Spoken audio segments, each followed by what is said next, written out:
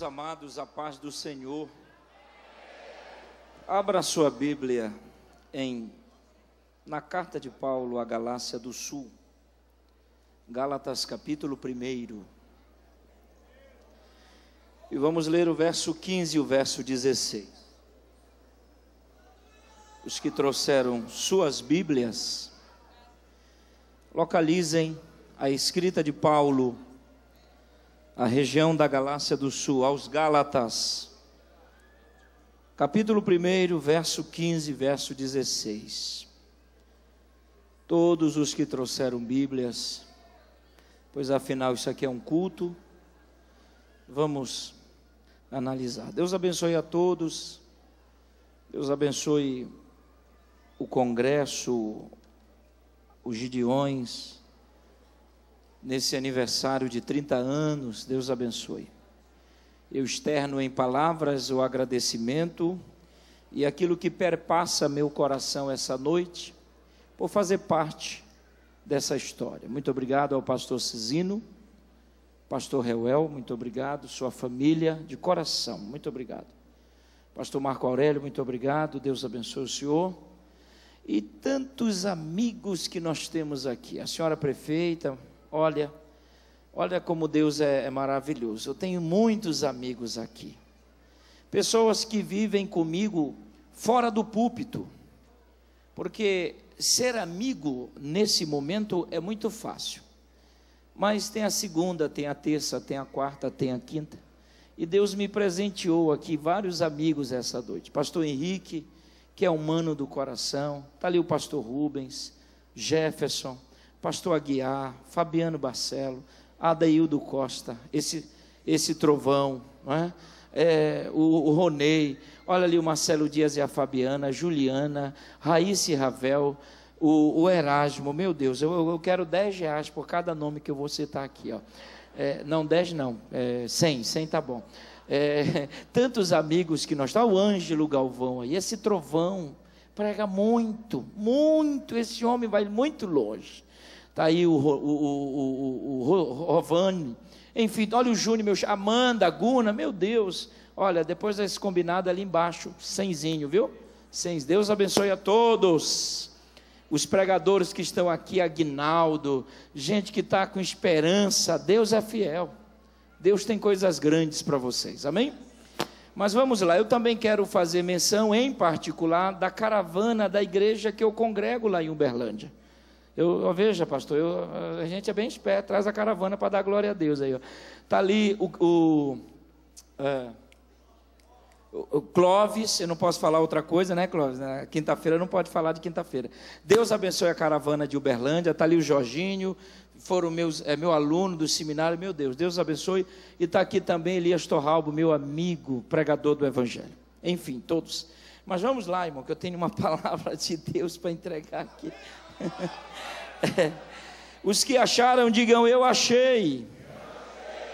Gálatas capítulo 1, verso 15 e 16 diz assim: mas quando aprouve a Deus, que desde o ventre de minha mãe me separou e me chamou por sua graça, revelar seu Filho em mim, para que eu o pregasse entre aos gentios, não consultei carne, nem os que podem assentar-se, por favor, só os que podem. Vilamar Pedrosa, meu amigo, beijo no coração. Ana, cadê o Davino, Ana? Está por aí, né? Eu queria a atenção de todos os irmãos, para nós entendermos uma mensagem missionária essa noite. A princípio nós temos aqui uma carta escrita pelo apóstolo Paulo, direcionada à igreja na região da Galácia do Sul. No tempo de Paulo existiam duas Galácias, a Galácia do Norte e a Galácia do Sul. Mas como não há nenhuma referência ou inferência do ministério de Paulo na Galácia do Norte, nós acreditamos que Paulo não tem exercido nenhum ministério na Galácia do Norte. Em contrapartida, já na Galácia do Sul, nós temos ali várias vezes o apóstolo Paulo passando por esta região, Só para que os irmãos tenham uma ideia, a Galácia do Sul compreendia muitas cidades, entre as quais Panfilha, Icônio, Antioquia, e tanto na primeira como na segunda e terceira e quarta, Paulo sempre passava por essa região. E nós temos aqui uma carta, que foi literalmente escrita pelo apóstolo Paulo. Quando eu digo literalmente, porque a carta aos Gálatas e a carta a Filemon foram as duas cartas que foram escritas literalmente pelo apóstolo Paulo. Quando Paulo nessa carta diz que ele usou letras garrafais, ou seja, letras grandes, para escrever.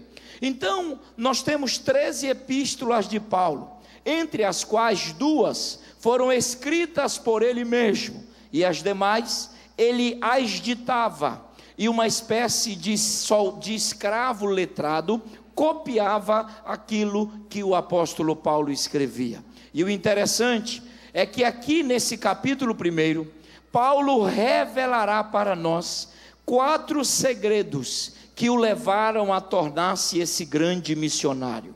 Por quê? Porque é impossível nós falarmos de missões sem avaliarmos ou tocarmos na biografia desse grande missionário chamado Paulo.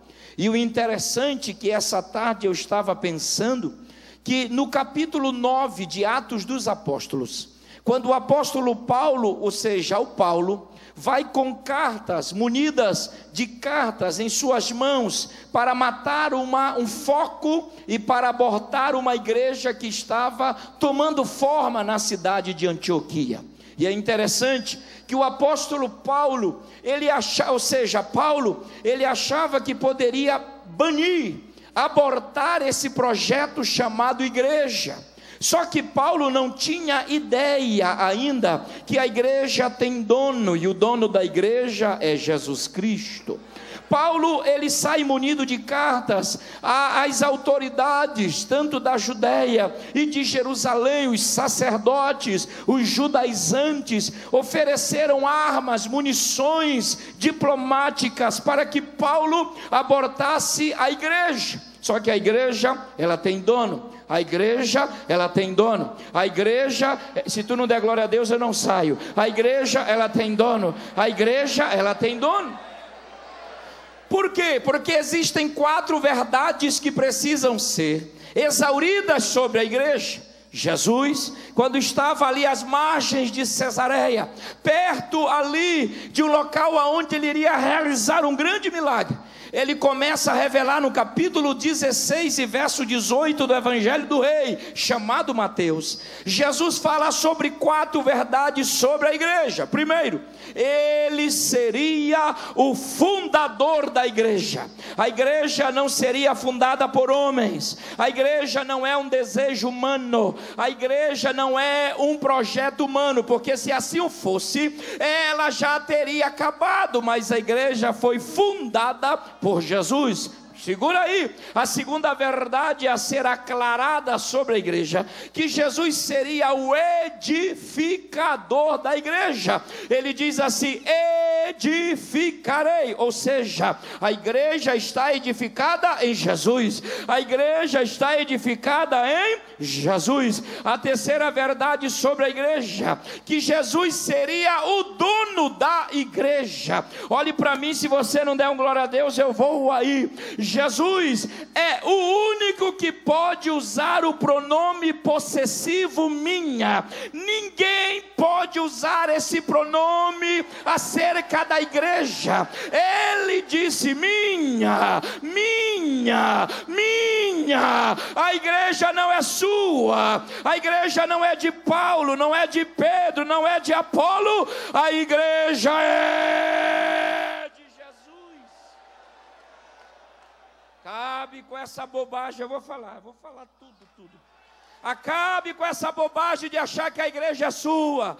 Tem muita gente que diz: na minha igreja ele não prega. Que bom que a igreja é dele, mas na igreja de Jesus a gente pode pregar. Na minha igreja ele não canta. Ei, a igreja tem dono. A igreja tem a marca e o cheiro do dono dela. Quem é o dono dela? É Jesus. Mas não é isso que eu quero falar. A quarta verdade sobre a igreja: primeiro, ele seria o fundador. Segundo, ele seria o edificador. Terceiro, ele seria o dono. E a quarta verdade sobre a igreja, que Paulo pensava em abordar, seria que Jesus seria o protetor da igreja. Ele disse: e as portas do inferno não prevalecerão contra a igreja. Pois bem, olhe para mim. Paulo vai. Só que no intercurso da trajetória da viagem, Deus se manifesta a Paulo. Deus pega a Paulo. Paulo ia entrar na cidade de Damasco cheio de autoridade, falando grosso, com uma lista de crentes que ele iria matar. Mas agora ele vai entrar de cabeça baixa, cego, humildezinho, e vai orar. Espera aí.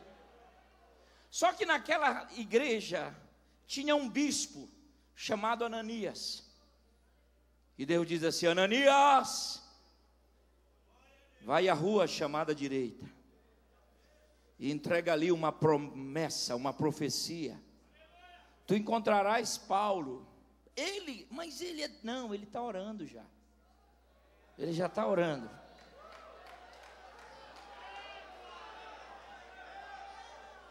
Dirás a ele a promessa. Ananias chega na casa de Judas, diz: Pai Senhor, shalom, tudo bem? O homem está aí? Está. O que ele está fazendo? Orando. Chamai-o. Ananias começa dizendo: irmão Saulo. Porque agora o termo irmão no grego ali fala de aproximidade. Não há diferença mais e nem distância entre nós. Somos irmãos. Segundo, ele diz: eu tenho uma palavra.